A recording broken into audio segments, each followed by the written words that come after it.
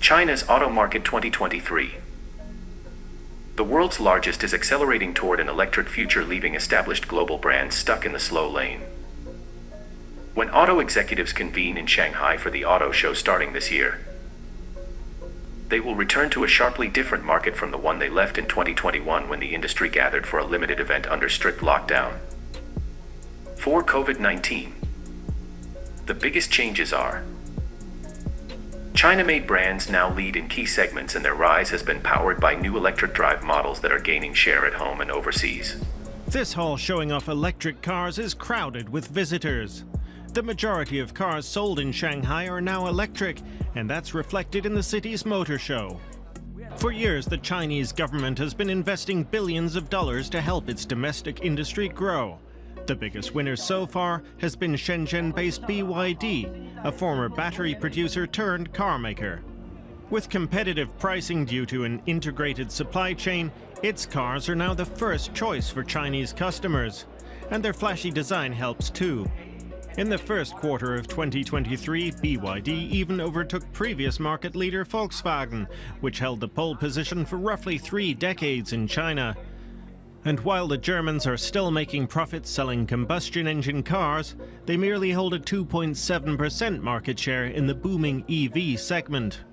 To catch up, VW is now once again promising to double down on the Chinese market. It's spending €1 billion on a new innovation center there. BYD Seagull. The brand new BYD Seagull is expected to make its world debut in China in the second quarter of 2022. Customers who don't want to spend a lot of money on an electric car are the target for this model. A smaller version of the BYD Dolphin, which is the most popular electric vehicle among Chinese consumers, is the BYD Seagull.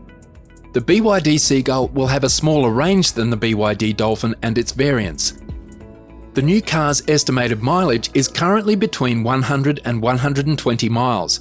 The BYD Dolphin and the Seagull are conceptually and aesthetically similar.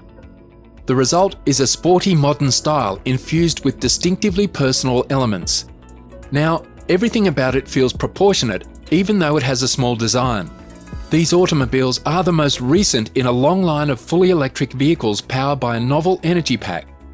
Although official pricing information has not yet been made available, estimates place the cost of the BYD Seagull between $10,000 and $13,000.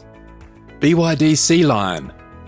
According to reports, it will be an SUV that goes up against Tesla Model Y, placing it above the Yuan Plus in the BYD lineup. The price of the mid-size electric SUV will range from 200,000 to 250,000 Chinese yuan, or $31,391 to $39,213. The new XPeng P7. Many Chinese consumers have hailed the XPeng P7 as the ideal vehicle. With a 16-foot length and a 9.8-foot wheelbase, it is a big car. Additionally, there are at least 10 different variations available. The performance figures of the top performance models will be employed for conciseness.